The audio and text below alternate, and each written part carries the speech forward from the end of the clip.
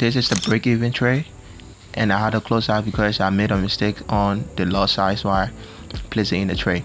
So this trade aligned with my strategy. I was saying I went for a buy, but basically when you look on the 4-hour time frame, price had tapped below 50%, and then price was going to this liquidity point at this high. So I was looking for a buy, which is totally great, along with my strategy and everything, and I had to. Now, so let's go back to the 1 minute time frame. Let me show you the price action that took place on it. So heading to the 1 minute time frame, even though unfortunately this trade was a very good loss if I were playing it and then had a stop loss. This is gonna be a good loss still, very good loss. But the only reason I go out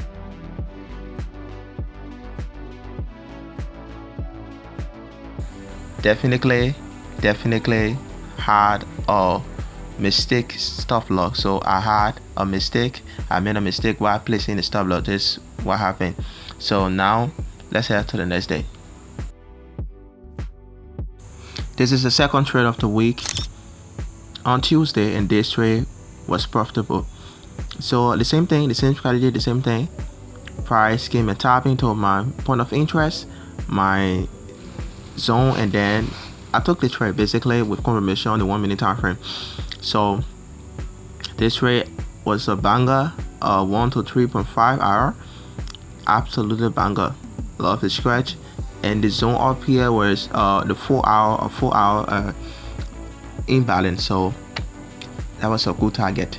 Now heading to the 4 hour, you guys will see I traded the correction phase. So price gave a trend change to the downside, and then I just trade back up to equilibrium. Price could then reverse it from there, whatever. So basically that was it. Simple, as easy as it can be. The same strategy, the same thing, for the same thing, everything's still intact. And now heading to the 1 minute time frame, we're gonna see basically the price action that went there. So as always, I need a trend change. I need my liquidity to be swept. Liquidity was swept, and then I had a trend change which confirmed that price has now intended, or the market is now moving to the upside, or it has now changed direction. So I got my trend change there according to the trade basically, and that was what happened. I was a banker as well. I totally love this setup. It's mind-blowing to see a setup play out as it should. Totally love it. Absolutely great. So guys, like the market has to know it, that some days you win, some days you don't, and what matters is your risk management. So have a real good risk management, and just keep risking the same amount every time per trade. So this trade was crazy. It's really crazy. So now guys, let's head to the next day. On Wednesday, I took a loss. I learned a lot from this trade. Very important. I was against the swing high liquidity. So guys, as we all know it, you always have to be on the right side of liquidity, and for this trade it wasn't. So I definitely love this trade.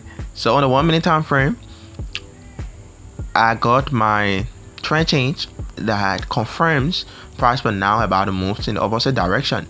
Great, nice look.